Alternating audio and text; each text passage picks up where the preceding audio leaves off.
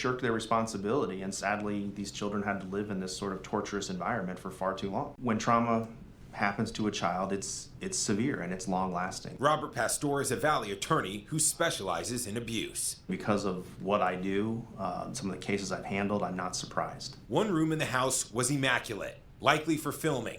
The rest, filthy. While YouTube viewers were oblivious to the horrors off camera, Arizona's Department of Child Safety was not. It was a collective failure of the system. While their goal is to protect children, they seem to fail in that effort too frequently. You can't have accountability unless you have transparency. And DCS is an organization that we know one thing. They do not like this type of information finding its way into the public domain. Think any of the kids should live there? No. I think they're not safe there. The older sister called this cell phone video a, quote, last-ditch effort to save her siblings. I want to get them out of there, and I don't want CPS to play their games. I want all my other sisters and brothers to be in a safe home. I love you, and I don't even know you. I love you too, because you're saving me from this house. I know, baby.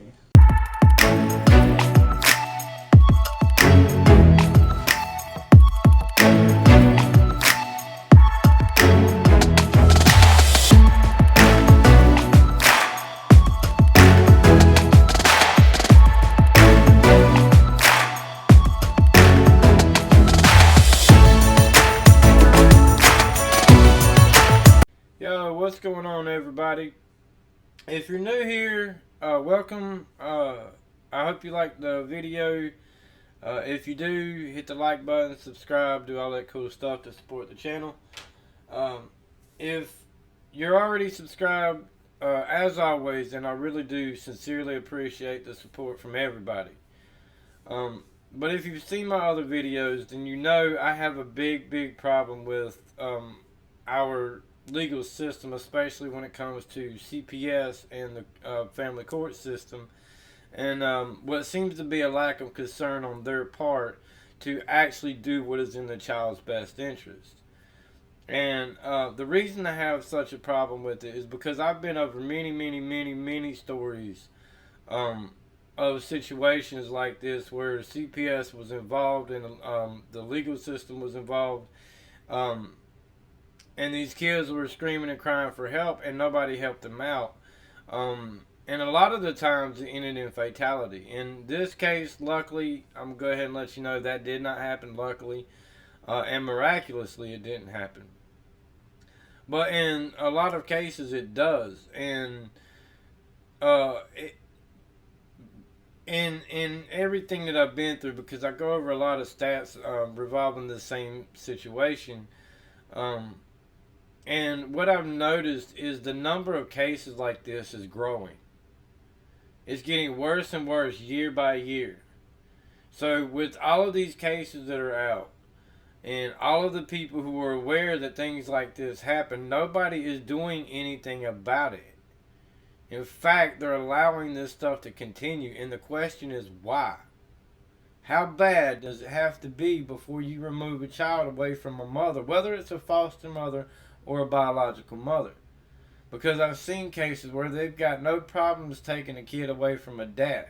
Even if he is a bad dad, I'm not saying anything about that, because if he's a bad dad, you should take him away. But that also means that if the biological mother or the foster mother is a bad mother, then you should take the child away from them, if that's what it's going to take to keep the kids safe. And if it's in a foster care system, and if it's a foster mother that's not caring for them properly, remove them from her and give them to another foster mother, somebody who's going to treat them better. I mean, there are steps that can be taken to prevent this stuff. It's just what it seems like is a lot of people are using a lot of excuses to not do that. For whatever reason, that's what they're doing. So enough rambling. Adopted, abused, and abandoned. 7 kids placed in the care of Michelle Hobson, who became known as YouTube Mom after her 2019 arrest.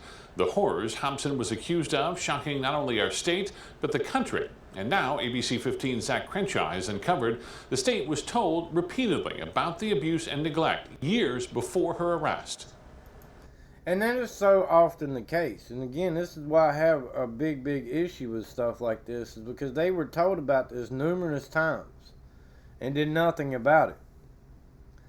And even if you're not going to go back and watch the video, I covered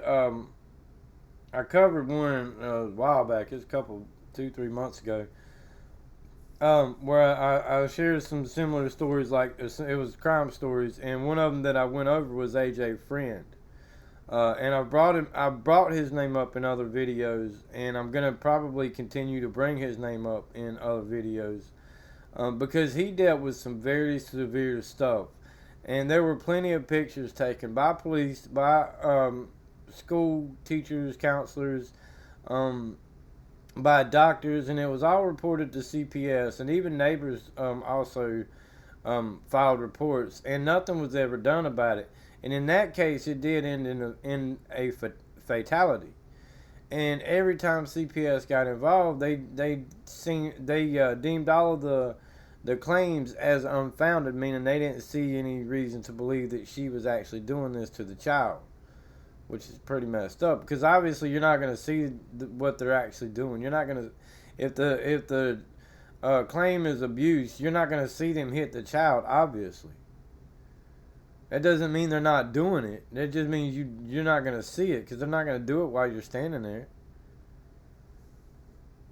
But that's why I do what I do, is because that's usually the outcome, is the fatality. And it took AJ's death to remove the other 2 kids from the home. It took his death for them to realize there was a big problem there. So, I mean, is that really how bad it's got to get before CPS is saying, okay, maybe we should remove the kids? Right? So granted, AJ's brothers are safe, but AJ's gone. His life was cut short at 5 years old because CPS wouldn't do anything about it. And that is what we're paying them to do, is to protect those kids. For nearly a decade, at least 7 kids the Arizona Department of Child Safety was charged with protecting said they were starved, beaten, burned, pepper sprayed, and pulled from school. We didn't get a single record from DCS, but we got enough from Maricopa police reports, going over hundreds of pages and photos, as well as hours of body camera footage that reveal DCS failed to remove the kids, despite nearly a dozen detailed reports. I mean, think about that, all right? I mean, all these reports, I mean, he said starved, beaten, burned, and pepper sprayed. And numerous reports of this. And of course, he's not going to get any records from CPS, because they don't want you to know that they messed up. You know? And because they don't want to take accountability for that stuff. That's what it is. It's like they want to open and shut a case as quick as they can. But when things like this happen, they don't want to be like, oh, damn, we messed up. Because, I mean, in that case, I mean, I told you so is just not going to cut it. Like, you know, in my case, you know, I've actually said that, you know, that when something bad happens, and I'm going to look everybody dead in the face, and I'm going to tell them I told you so is just not going to cut it. You should have done better. But, I mean, think about it if that was your kid. How would you feel about that? And what was so disturbing is that a lot of the people who were in those fields, whether it be CPS or the family court system, and even, you know, judges, have probably got kids. And how would they feel if their kid was in that situation? And yet they did nothing about it, because the kids that were in that situation were not theirs. It doesn't mean their lives matter any less. Does it? Not to me. I have a kid, but their lives still matter just as much.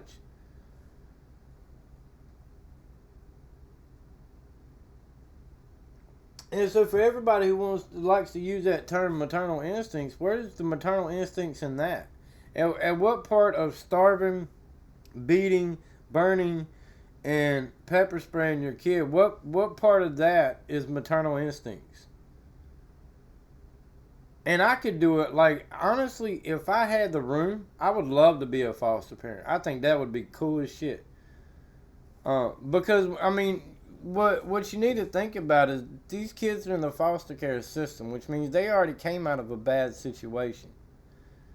So, you know, you shouldn't put them through much of the same or worse than they got out of, because, I mean, they're supposed to be there for help and protection because they wasn't being protected where they were. And so me understanding that, I would be, you know, a lot, you know, for one, I would never do that to a kid anyway. I would never do any of that stuff to a kid. And I'm not a mother, so I don't have maternal instincts. You know what I'm saying? But I could do a better job than this woman here. So, I mean, we got to cut that whole maternal instinct BS out of there, dude. Because this is clear. I mean, I don't know how many more videos, like, and I'm going to keep putting more up, and it's going to show you what I'm talking about. But, I mean, after these videos, you cannot keep going with that narrative. I mean, you really can't. And to allow kids to go through this for this long is there's no reason that should have ever happened, but it did. And it happens to a lot of kids, and that needs to stop. Now we want some answers for you, the public that funds DCS, for the thousands of other kids still in their care, but most of all, for those 7 children who spent years wondering, will help ever come? And see, it's not just the kids who I mean, it's a good statement, but for me, it's not just for the kids who are in their care, and it's not just for those 7, even though those 7 went through horrible things, and but it's for all kids who are stuck in situations like this. Not just the ones who are in the foster care system, the ones who are not, and are still being ignored, or their cries for help are still being ignored. That's what I'm doing it for, and that's why I'm going to continue to make these videos, because I want to see that number go down. I want to see the number of kids that are stuck in situations like this, I want to see that number go down. I don't want to see it go up anymore. That needs to stop. We need to fix that problem, because these kids are paying for it. I've said it over and over again. I'm going to continue to say it over and over again. The kids are paying the ultimate price for our lack of effort. Is that fair to them? No. They need a voice, and like a lot of them don't get that. We need to do a better job. We need to fix that. Doesn't let us do anything at all. She doesn't even let us go play outside. But on a rare trip to the dentist to fix rotting teeth, one of Michelle Hobson's adopted kids confided in an older biological daughter about the alleged abuse behind locked doors. She starved me for 5 days straight. I threw up one day because of it. She didn't care. She still did not feed me. The 7 kids, ranging from 2 years old to 13, told police they were routinely beaten. She used her phone to pound on my head. His stomach is literally covered in bruises. She spits in people's faces. The kids told police Michelle took pleasure in burning them with a lighter, freezing them in ice baths, and even using pepper spray. Okay, I mean, do I really need to say more? I mean, are we still going to pretend that all mothers have maternal instincts? Because like I said, I could do a better job at you know, foster caring for kids than this lady did. So, obviously that quote-unquote maternal instincts is not that important, because there's a lot of men out there that could do the job better than women can. And please don't mistake what I'm saying as an attack on all mothers, because I'm not trying to put it out there like all mothers are bad mothers. That is not at all what I'm trying to do, and I'm not trying to be sexist in any way. What I'm trying to do is bring awareness to the bad mothers who are doing horrible things to kids and are not being held accountable for it. That's what I'm pushing. That's why I'm doing what I'm doing. And you can't rewrite the meaning of maternal instincts to fit your narrative. I mean, you just, again, you got to cut that out. You got to start individualizing every situation. But I mean, she took pleasure in this stuff. I mean, how messed up can you be to take pleasure in doing things like that to anybody, let alone kids?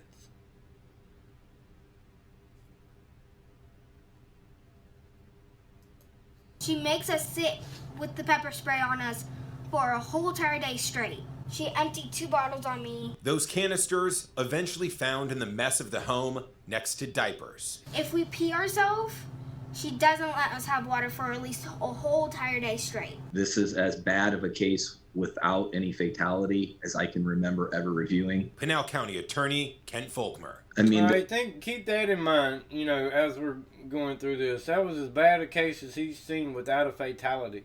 And like I mentioned a little bit ago, normally that's the way it ends, is in a fatality.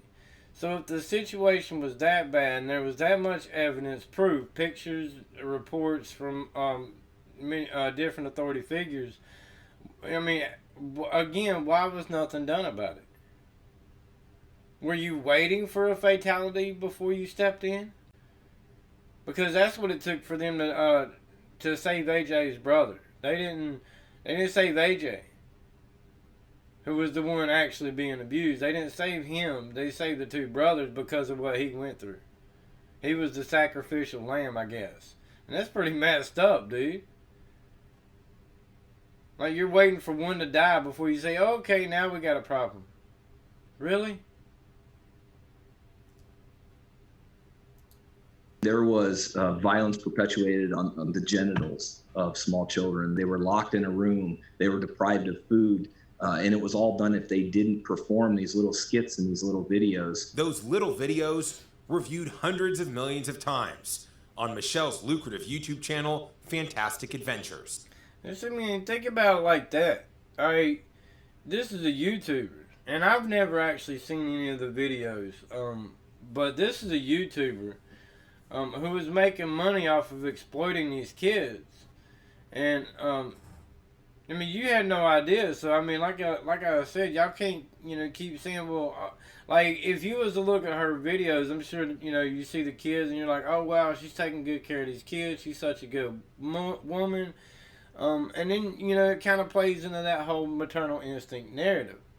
But then behind the scenes, once the cameras turn off, it's like Bonnie and Clyde. You know what I mean?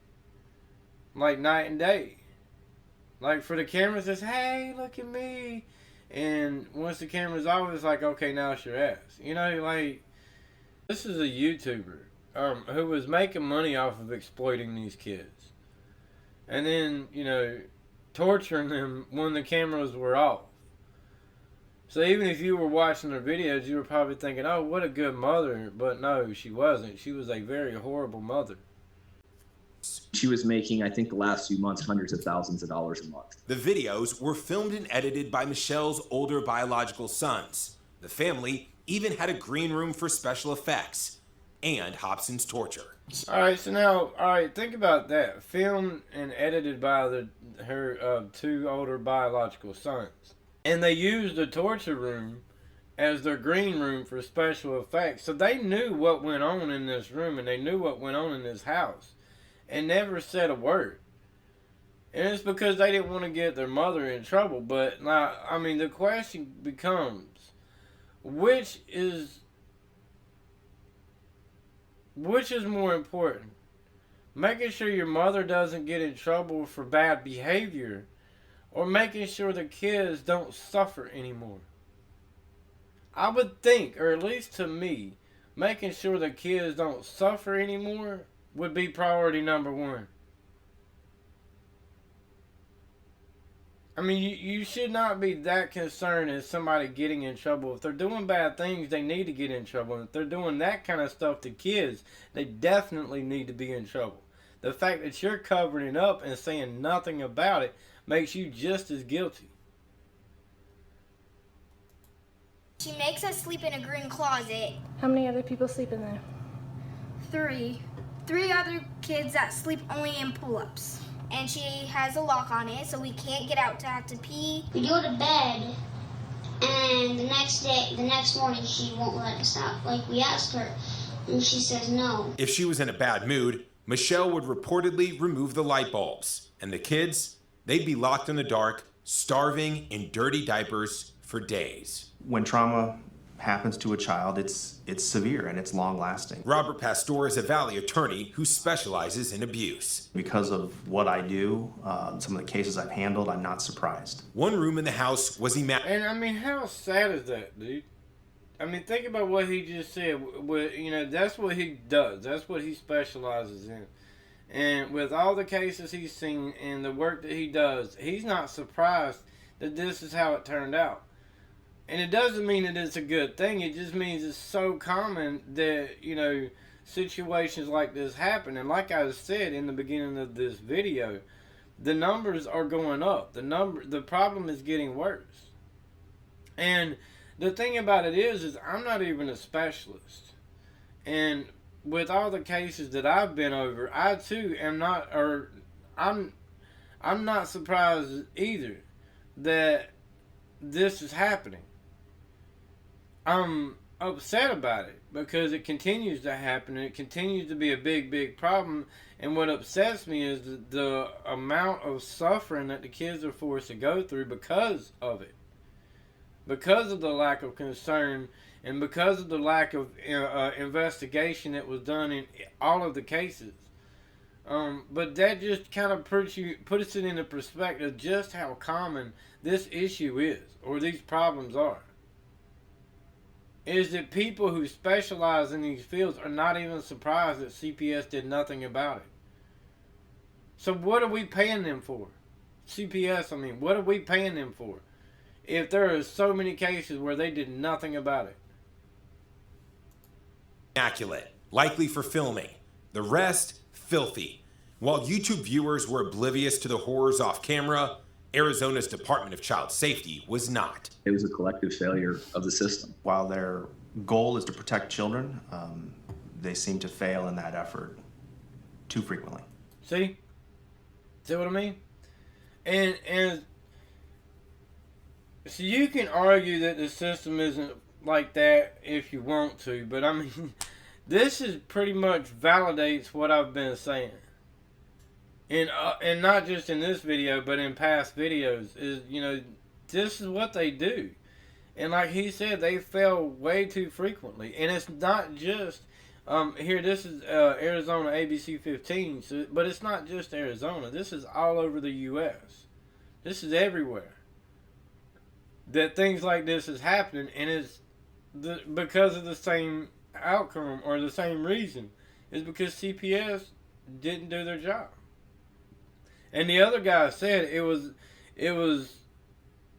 a failure in the system. And that's what it was. It was our system that failed to do their job. And it was the kids who paid for it, as always. If that's not worth taking a better look at this, if that's not worth striving to make a difference, I don't know what is. NSAC's investigation not done yet. When we come back, how DCS failed to save the children despite being told about the abuse more than 10 times. Plus, why 2 Maricopa police officers were disciplined in connection with all of this. Not only did DCS fail to catch the abuse during their monthly visits when Michelle was fostering 14 kids over a decade, some until 2019, but the state agency was alerted over and over about visible signs of neglect and abuse. In this police investigation, detectives detailed the 11 times between 2011 and 2019 that teachers, siblings, even the kids themselves told DCS they needed help. 11. All right, let's just real quick. I really wasn't trying to cut him off, but I didn't want to lose my train of thought. He said, you know, that over their monthly visits to the home over the years, he said they failed to see the issues. And with all of the evidence that was there, and like I said, let's just call it what it is. They didn't fail to see the issues. They chose not to. So they willingly forced them kids into that bad situation knowing what was going on. Because like I said, if they didn't see it, it's because they chose not to. They didn't fail to see it. They chose not to see it. Times, the kids were left with Michelle. The first documented April 2011. A babysitter told DCS the kids yell and cry after Michelle will lock them in a bedroom. DCS found the details unsubstantiated. 2 years later, May 2013, one child told her teacher, Michelle makes her stand in the corner when she gets home from school until she has to beg. Finding unsubstantiated. A week later, another report from the school outlining 3 years of general neglect. The adopted daughter with mild intellectual defects told her inquiring teacher Michelle took her toothbrush, which is why there was gunk all over her teeth and gums. The teacher told the agency Michelle was rarely involved, but had a fear of harm and retaliation due to the report. That fear realized 3 days later, when after a CPS visit to the home, Michelle contacted the school and withdrew the girl. Records reveal Michelle gloated to the teacher, saying, quote, the caseworker laughed at the allegation and did not. I mean, see, here's the thing about that last statement, is because a lot of modern women these days are, you know, if they're investigated by CPS, and as I've stated earlier, I mean, the things I've seen with their bad behavior, CPS's bad behavior, is things that I've personally seen. And so I've seen them allow a mother to get away with some really bad stuff that they would not allow a father to get away with. And so if you're a man, if you're watching this, and if you've had to file a report against your baby mama, then you know what I'm talking about. You know they got involved and they were in and out. Like, they closed that case as quick as they could. And then at the end, this was the response you got. Oh, they did nothing about it. They thought your accusation was a joke, da-da-da-da-da. And yet, if it was flipped, if the accusation was against a man, it would be a completely different story, because they would have actually done something about that. There's all this proof, all of this evidence, and they did nothing about it, and now the woman is gloating about it. Ha ha, I did this and got away with it. CPS allowed me to get away with it, so now I could go back to doing what I was doing, and now I'm withdrawing the child from the school, so you can't see what I'm doing.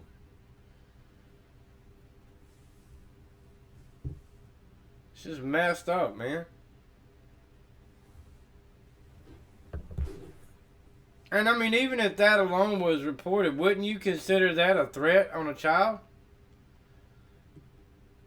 If you're going to make a joke out of something like that? Because that pretty, like I said, I mean, that's what it tells me is, it tells me good. She got away with it. She can go back to doing what she was doing. And now that the child's not in school anymore, she can kind of bring it up a couple notches. Give her extra punishment for turning her in. I take it seriously. Findings unsubstantiated. Do you go to school? Nope. I'm homeschooled, but I don't even do school homework at home or anything. Back to the DCS reports, and a year later, August 2014, a Gilbert daycare tells DCS Michelle's foster kids are unbathed, covered in feces, and have infected blisters and rashes all over. All right, go back. I want to pull that. Gilbert daycare tells DCS Michelle's foster kids are unbathed, covered in feces, and have infected blisters and rashes all. All right, good. I was trying to stop it with the words up on the screen, because I wanted y'all to see this as I was talking about it, and go back to the statement I just said.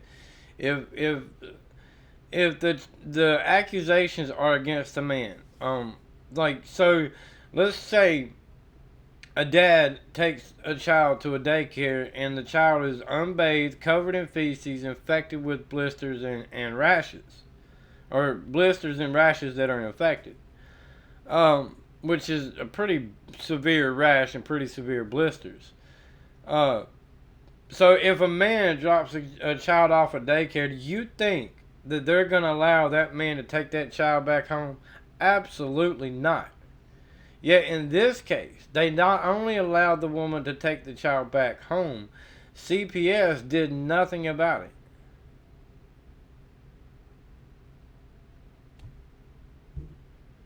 And I've heard a CPS worker said that when an authority figure like a daycare or a school system, a doctor, or the police, I've heard that when those people contact them, they take a situation more serious.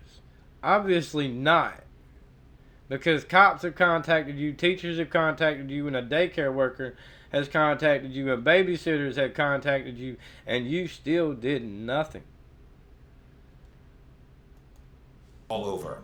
Despite all the details, the findings, once again, unsubstantiated. 9 months later, April 2015, a foster child says that 2 years ago, Michelle, quote, threw a can of food at her head and it left a scar. Was the scar ever looked at? We don't know, but the findings, you guessed it, unsubstantiated. I can answer that right now, and I didn't even have to see the unsubstantiated part. I can tell you right now they didn't check that out, and I know that for a fact. I know a case where a child was reported with a goose egg on his head. Nasty looking one too. And it was reported to a detective of the PD and reported to CPS, and neither one of them investigated what happened and how it happened and why it happened and when it happened. Nobody asked any of those questions. Nobody ever even brought it up. So that's the answer to that. No, they did not check that out.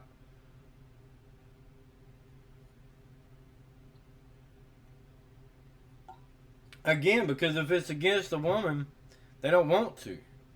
Because again, nobody wants to be responsible for taking a child away from a foster mother or a biological mother, even if that's what is necessary to keep the child safe and alive.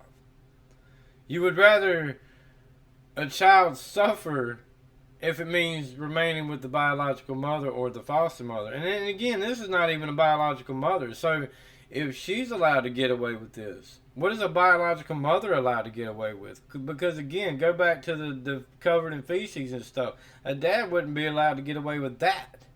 And I'm not saying that's a good thing, but if that's the only thing he did, that would still be enough to take the child away. And she's got all of this other stuff, and they're still not doing anything about it. 3 months later, July 2015, DCS is told that one of Michelle's girls has serious bruising, a horrible rash, and another daughter appears to be starving. Again, nothing was done, unsubstantiated. The most egregious failure, though, happened December 2017. A boy ran from Michelle's Maricopa house naked to avoid another beating. Michelle took a risk and called 911. Officers found the child shivering in a backyard. He begged them not to take him home, saying, "I'm being starved," and pepper sprayed. Officer Michael Takagi documented the kid's disclosures, writing, quote, "She keeps them out of school so officials don't see bruises or hits them in areas that are not visible." Then he called DCS. 6 days later, a DCS worker finally did a welfare check. Reports show she was told ahead of time, quote, "Mother is reported to know CPS and will brief the children and tell them she will hurt them if they say anything." How, after all of those details, Michelle managed to keep the kids is a mystery. That's not actually a mystery. It's because she's a woman. And I'm really not trying to sound sexist. I'm not trying to make every woman seem like a bad mother. I'm not trying to do that at all. What I'm doing, or the reason I do this is because of the mothers who are doing horrible things to kids and not being held accountable for it. And because society refuses to hold them accountable for their bad behaviors, that's why they allow people like this to continue to care for kids. So it's not really a mystery. It's just our justice system needs to wake the hell up, because kids are suffering at your hands. not necessarily your hands, but your decisions. And, I mean, feel free to go back and go through all of those reports again, but those reports spread over years. And again, as I stated, you take one of those and put it against a man, he would have lost custody in a second. Especially if it would have been a man who was taking care of foster kids.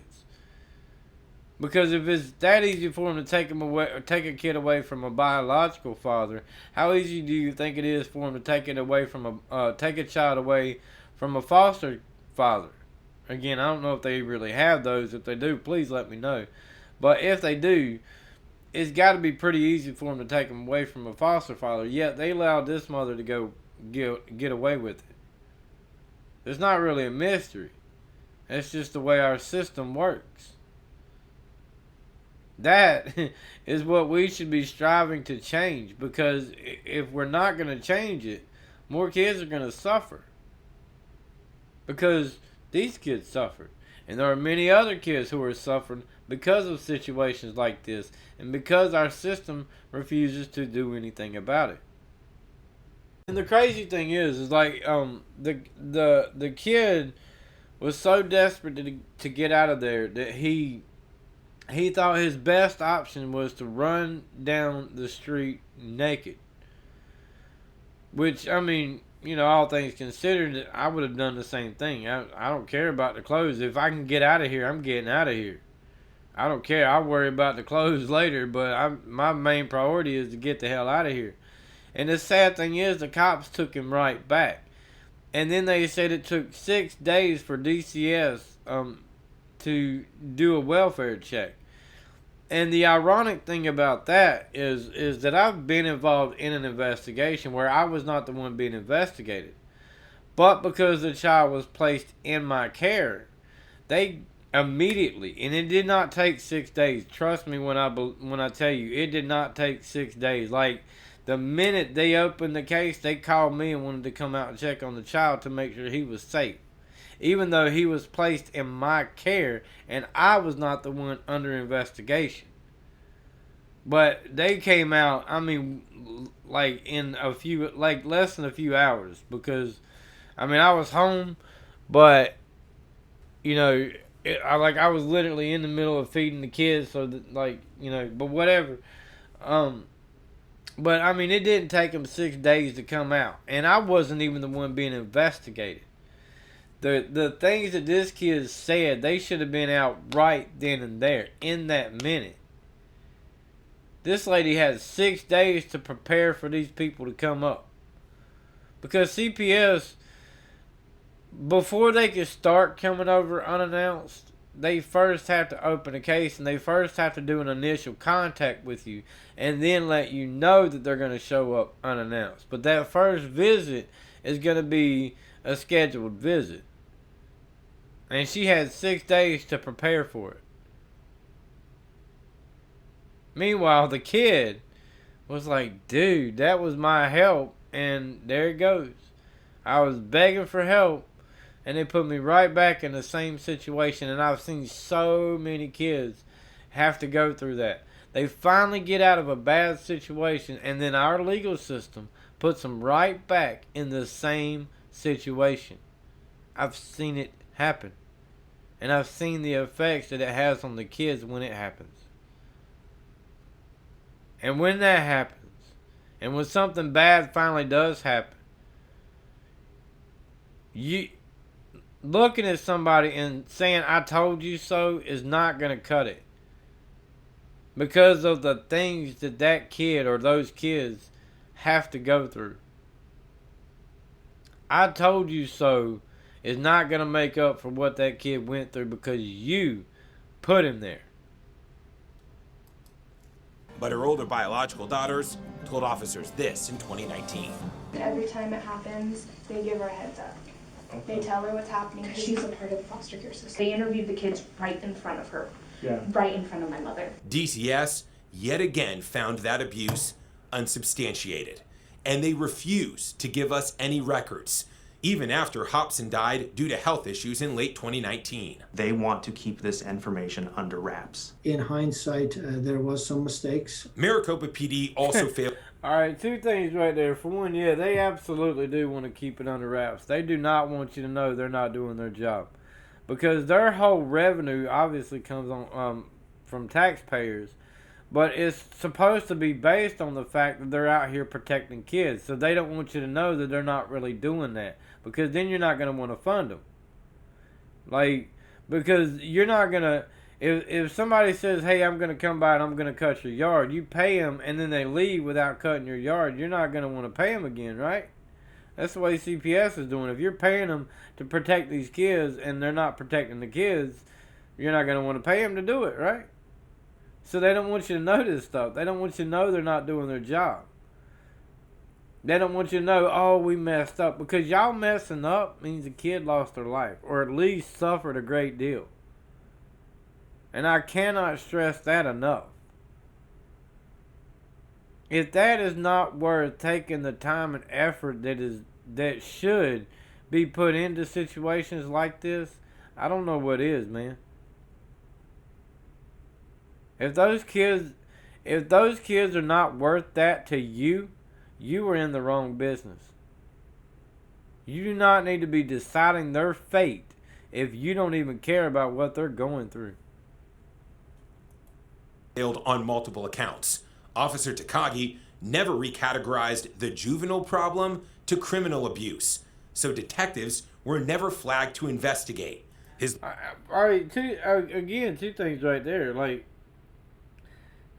for one, it shouldn't have been flagged. It shouldn't have been a juvenile offense anyway. The call in itself was because a kid ran away from home, but the report itself should have been classified as criminal because the accusations he was making against the mother were criminal offenses. And the fact that the man reported it to CPS should have put it in that criminal offense category.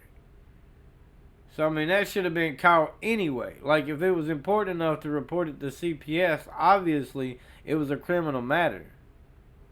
Duh. Lieutenant Mary Turner also failed to review the report and catch his mistake. 2 years later, a supervisor would write, "The children were subject to more abuse because of their failures." I mean, and how sad is that? And that actually just proves what I've been saying in this video and in other videos, is that it's the kids who pay for it. And all they can say is, my bad, we made a mistake. Your mistake caused these kids 2 more years of suffering. That's not a mistake. That's a choice. You made a conscious choice. You made a decision to not pursue that any further. Because, I mean, me, like, because I'm so passionate about this stuff, I would do everything I could to get these kids the help that they needed. I wouldn't just file a report and leave it at that. I would do random checks just to make sure. You can call it harassment if you want to. I call it protection. In fact, Michelle retaliated. The kids told detectives in 2019 that after that runaway incident, Mom got mad. She put us in that room for a really long time. I think it lasted more than a day. So we got scared to tell again, because that was after the cops came once. For all their mistakes, Lieutenant Turner and Officer... Hold on. I want to rewind that just real quick, because I want to point something out in this little statement that they pulled up. The kids told detectives in 2019 that after that runaway incident... Hold on, where was it? I just seen it. Oh yeah, right here. All right, because they're pointing out something else, but while they were pointing this out, I actually read this part here. It says, and I want you to follow along with me. It says, the very worst thing is the pepper spray and the ice bath. She does it 2 ways. She fills up a bucket with ice and takes cups and dumps it on us. If it is in the tub, she pushes our head into there until we can't hardly breathe. And she puts salt in because she said it makes it colder. And I actually this is actually the first time I saw this. Because I did view this video once or twice before, but I never actually caught that part until just now, and I wanted to point that out because what they're gonna say is, to me, is not as bad as that, because that sounds like attempted murder or very torturous behavior. You know what I mean? That's not just and this is in a police report. Keep that in mind. This is in a police report. If that's not criminal, I don't know what is. But let's keep going. Mom got mad. She put us in that room for a really long time. I think it lasted more than a day. So we got scared to tell again, because that was after the cops came once. For all their mistakes, Lieutenant Turner and Officer Takagi were suspended without pay for 10 hours. And see, this happened after the kid ran away. Alright, this report was done after the kid ran away, and then this was another report that followed that. And as a result of what these kids had to go through, the 2 more years of pain and suffering that these kids had to go through, because a group of people did not take this serious enough, the cops lost 10 hours off of their paycheck. That's what the pain and suffering that these kids went through is worth.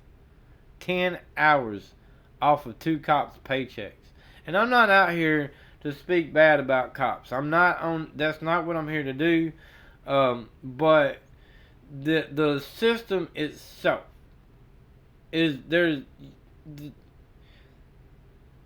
again, it just seems to be a whole lot of excuses as to why they didn't do more. When the only real excuse is because you just didn't want to at the time. It was too much work, and this was just easier. And it was just, even the people who were following the reports that they should have, and again, I'm not trying to speak bad about the cops, because it's not all on the cops. Because most of it, the majority of it, is on CPS. Because all of these reports were made to them, and they're the ones that did not take it serious enough. Even if the cop did not classify it as criminal, CPS should have looked at that same report and been like, that's criminal. Like, did you really need a cop to tell you that? Like, Jesus Christ. It's like, well, it's not in writing, so I don't know if it's criminal or juvenile. But the rest of it looks like it's criminal. But it says juvenile, so I'm just going to go with that. Get out of here, man. Come on. Use your heads, man. These are kids' lives that you're playing with. It's not a game. Failure should not be an option. Because failure means at least one of them dies. And that should not be acceptable. It's not acceptable to me. That's why I'm doing this. A single shift. Does that seem like appropriate punishment to you, given how many more months the kids suffered? Unfortunately, when we make mistakes as a police, the stakes are high. And we can't make that hurt go away. We have to When we make mistakes, the mistakes are high. Get out of here, dude. That's not a mistake. A mistake is forgetting to pick up a gallon of milk on the way home. That's a mistake. You made a conscious choice to not do more. CPS made a choice to not do more. That's not a mistake. That was a choice that you made that caused kids to suffer more. And now you're trying to minimize your accountability and your responsibility in that. Just the way CPS is trying to do. And I'm not on here again to speak bad about anybody in particular. This is just an overall problem with the system. And when these issues come up, everybody's looking for a way to minimize their responsibility in it, when they're the ones who are fully responsible for it. And that's why I say, when it gets to that point, I told you so is not going to cut it. I made a mistake is not going to cut it. That was my bad is not going to cut it. own that and move on. They shirked their responsibility, and sadly, these children had to live in this sort of torturous environment for far too long. They spanked the child, like, what, no crying in the house? No. It's important to acknowledge the kids told police Hobson was a manipulator. Ms. Hobson specifically chose children that had significant mental health issues, knowing full well that those with significant mental health issues are going to be less believable. I mean, see, that really makes it, I mean, a little more than twice as bad, really. I mean, because these kids are in foster care, which means they've already come out of a really bad situation. And now she's taking kids who have mental issues as a result of those bad situations. And she's picking them because she has already pre-planned what she's going to do to them. So she has already planned to add on to their trauma. And she's adding on to trauma of people who have mental issues, mental disorders. And she does it because she knows that when they report it, nobody's going to believe them, so that she can continue this for as long as she wants to. That is sadistic. No, I'm not going to tell you because there's an investigation. Michelle would show DCS investigators the stocked fridge and packed pantry, but the kids say they were being starved. Still. And see, this is like what I'm saying is this is the problem that CPS does not do a thorough investigation. You see a pantry stocked full of food, you see a fridge stocked full of food, so you automatically assume that the kids are eating. Because again, I've seen cases where malnutrition was reported, and it's like, well, they've got plenty of food at their house, okay, but that doesn't mean the kid's eating any of it. And there are a lot of times where the parents, the food that's in there is for the parents. It's stuff that the parent wants to eat, and it has nothing to do with what the kids want because they're not getting it anyway. You know what I mean? So just because you see all of this food does not mean that the kids are not being starved. It just means this person put a lot of stuff in place to make you think that they were eating. And you bought it because you're stupid. Still fearful to eat even after officers arrived in 2019. We're going to protect you. Is there anything in here that you want to eat right now while we're waiting? Is seriously anything? Look, you got some chips. She's got some breath in No, she. Look. Just rewind that real quick. I wanted that up on the screen.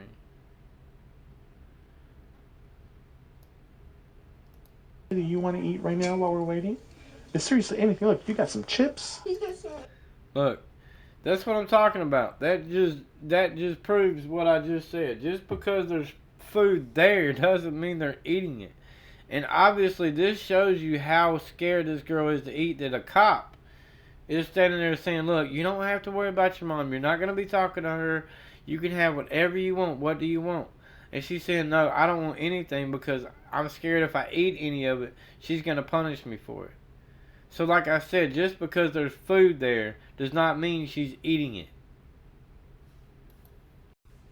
No, she's not. No, she's not. No, she's not. You are not going to talk to mom right now. The children also said Michelle forced them to lie. Last time CPS and cops came, I wanted to tell them the truth, but they wouldn't let. My mom told me to say all lies, and if I didn't say lies, she threatened me and said she was gonna kill me. And like, really, honestly, I don't know if y'all caught that when she kind of gasped when she was explaining what her mom told her. And I'm not a professional, but just from what I picked up on that, like I could hear almost the shock that she was experiencing saying that. Like, because, I mean, nobody thinks of their mom, quote unquote mom, saying that to them. Is that if you don't say this, I'm going to kill you. And so you could hear how hard that was for her to say it. She kind of had to get her composure, and yeah, this is what she said. But then look at it from her point of view too. Is like, what choice did she have? They've already went for help. They've already had cops over. They've already had CPS over. There's been many reports, many pictures taken, many interviews, and nobody has done anything. So what other option does she have? And me, and I'm not even a professional in any of this field, but I could be and probably would be doing a better job. And the thing is I'm like, a lot of them want to blame it on training and this and training and resources and stuff like that.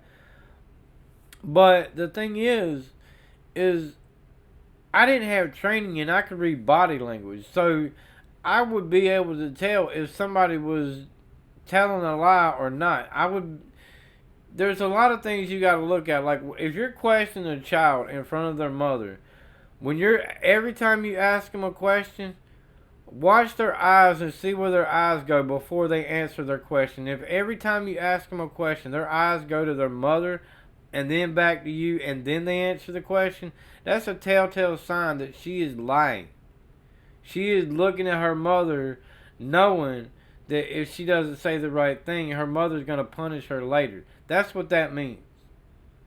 And I can see that, and I'm not even in this field, and I'm not a professional. I don't have any college degree, and yet I know this. So don't give me you don't have the resources and you don't have the training.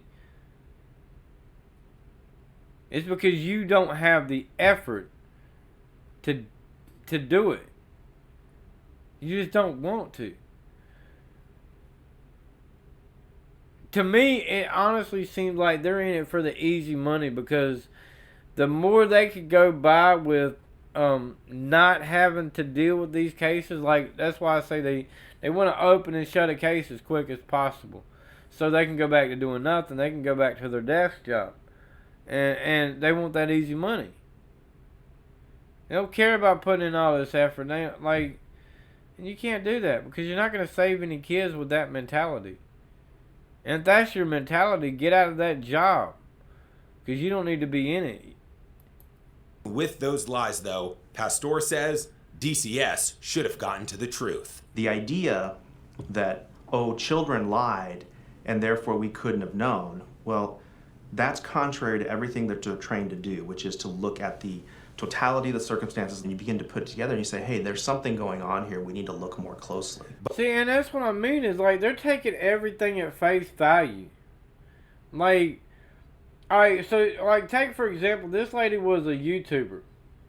And she put these kids on the camera. And everybody that saw her videos, nobody knew any of this was going on. And it makes sense because she put out what she wanted you to see.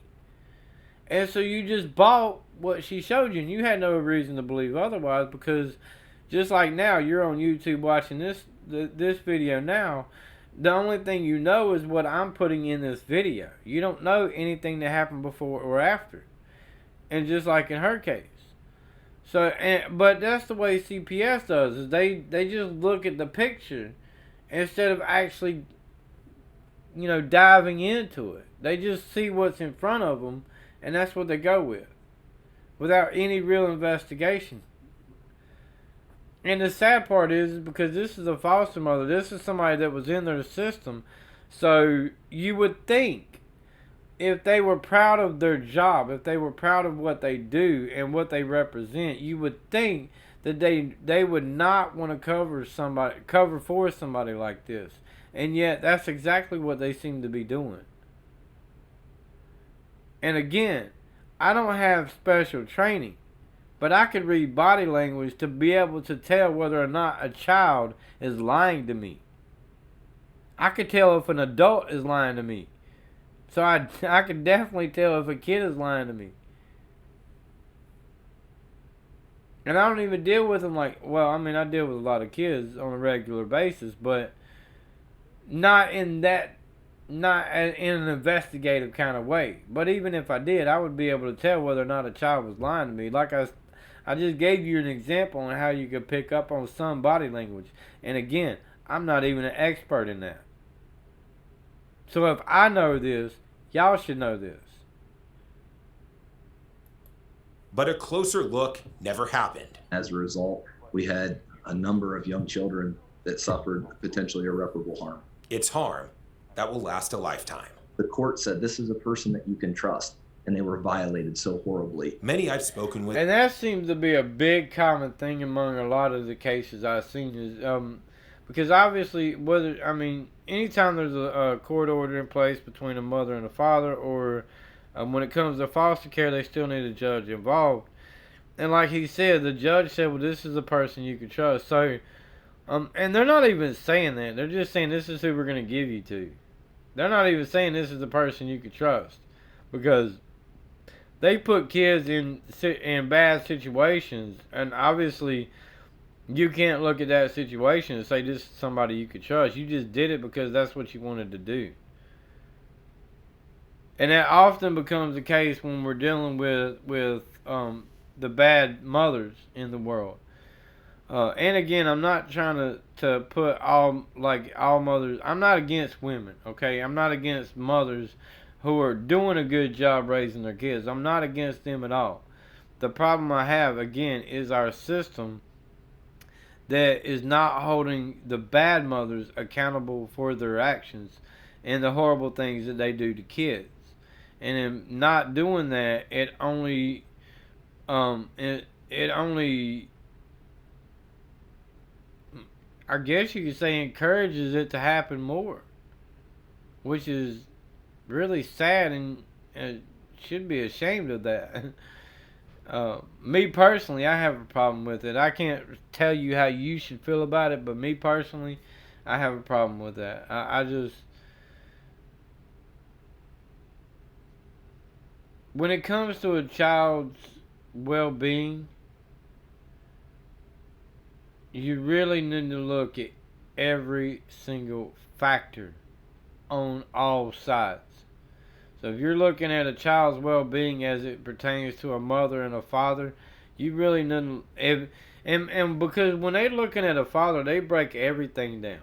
They want to know what kind of job you got. They want to know how many hours a week you work, how much you make per week, how much you make per month, whether or not you're able to pay your rent, your light bill, your car payments, your car insurance, have a clean driving record with a valid driver's license, and a car that is suitable for transporting at least one child, meaning a 4-door.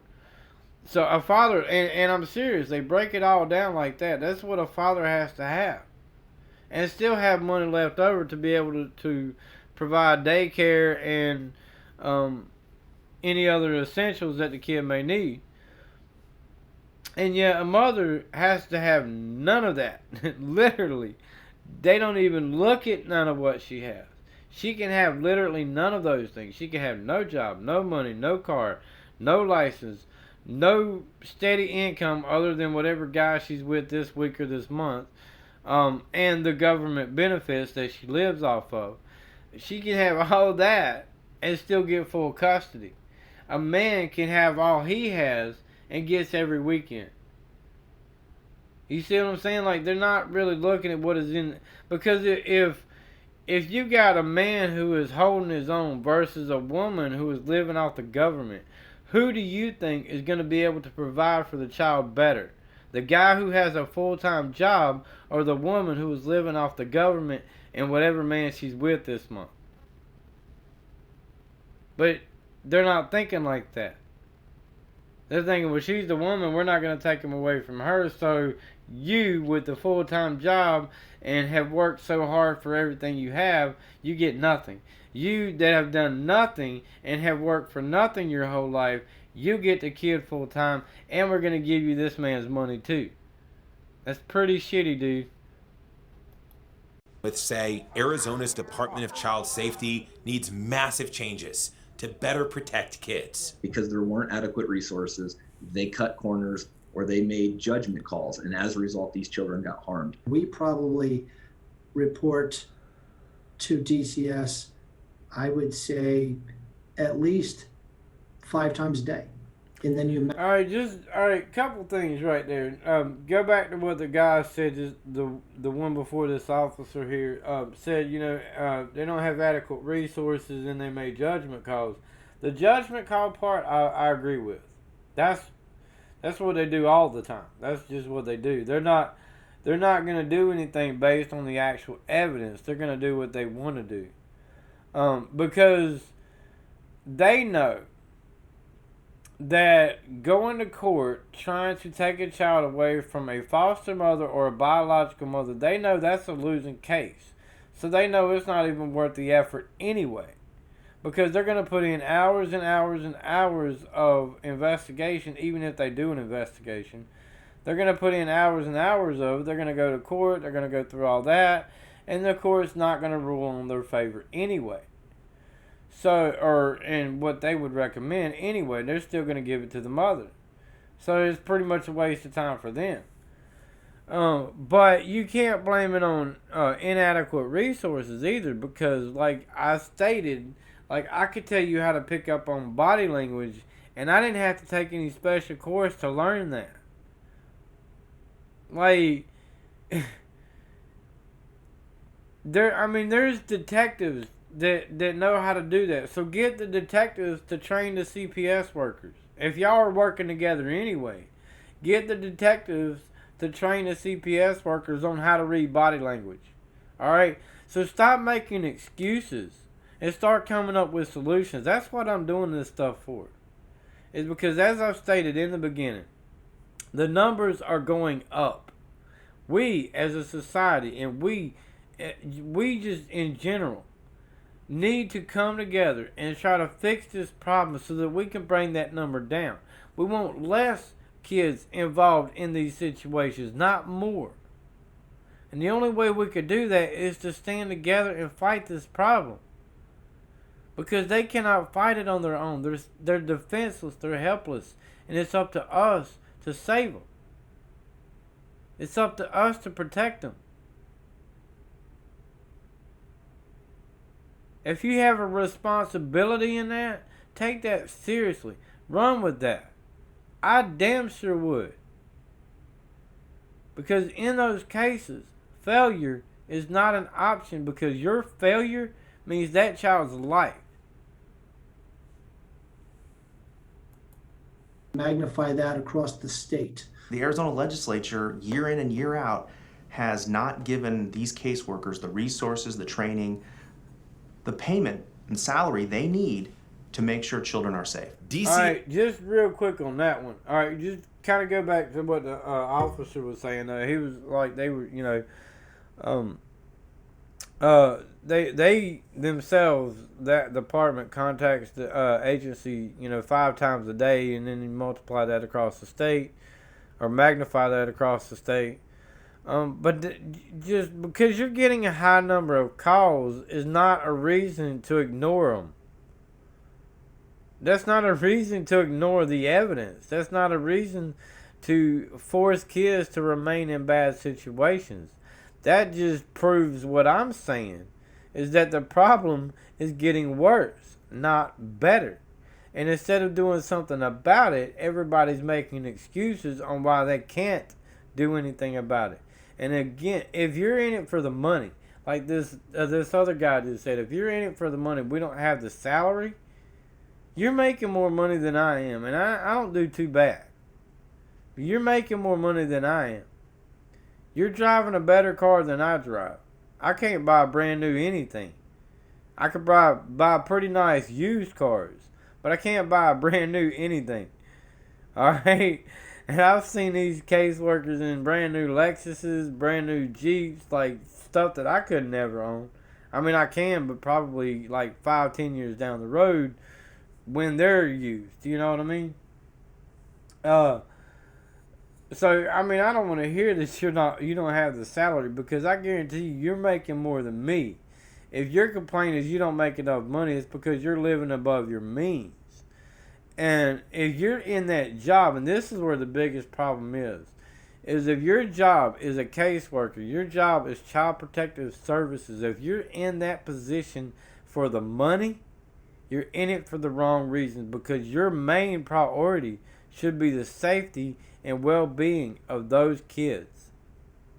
And clearly, if the salary is the issue, that is your priority, not the kids. That just pretty much underlines where your problem is that you put your salary as more important than the kids that you are paid to protect.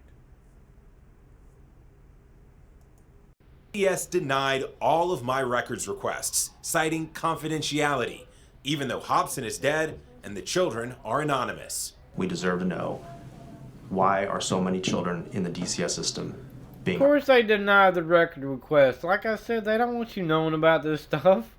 They don't want you to know they didn't do their job because they depend on taxpayers to pay their bills. They expect taxpayers to pay them, to fund them. And if we find out they're not doing their job, we're not going to pay them. I wouldn't. I'm not going to pay somebody who's not doing their job. I mean, these are kids' lives that we're talking about. I'm paying you to save these kids, and you're not doing that. So what am I paying you for? And that's why they don't want you to know. They don't want you to know that they're not doing that. They don't want you to know they're not doing their job. DCS Director Mike Faust also declined our multiple requests for an interview. You can't have accountability unless you have transparency. And DCS is an organization that we know one thing. They do not like this type of information finding its way into the public domain. Do you think any... That's some serious stuff, though. I mean, think about that. We know, and I mean, he was very serious about that, and so I believe him. Like, there was,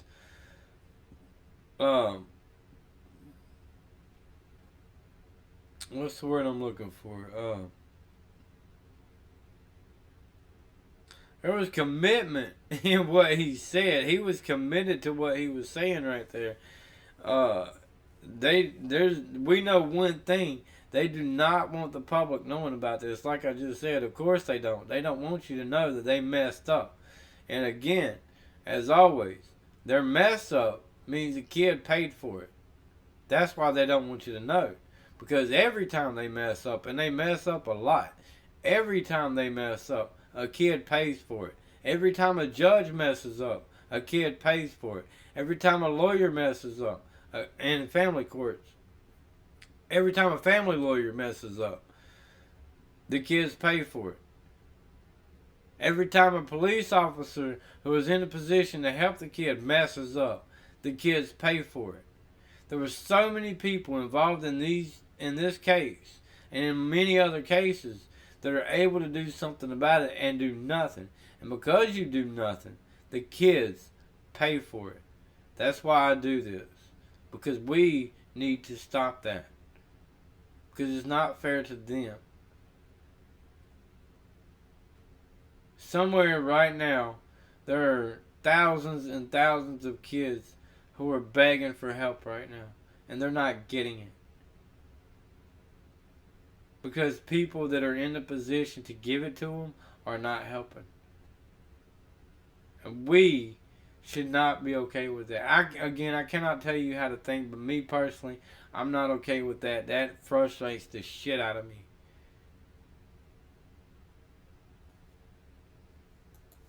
Any of the kids should live there? No. I think they're not safe there. The older sister called this cell phone video a, quote, last-ditch effort to save her siblings. I want to get them out of there, and I don't want CPS to play their games. I want all my other sisters and brothers to be in a safe home. I love you, and I don't even know you. I love you too, because you're saving me from this house. I know, babe. Like, y'all catch that dude, like, honest, like, this is actually the end of the video, so I'm gonna end it just right after this. But dude,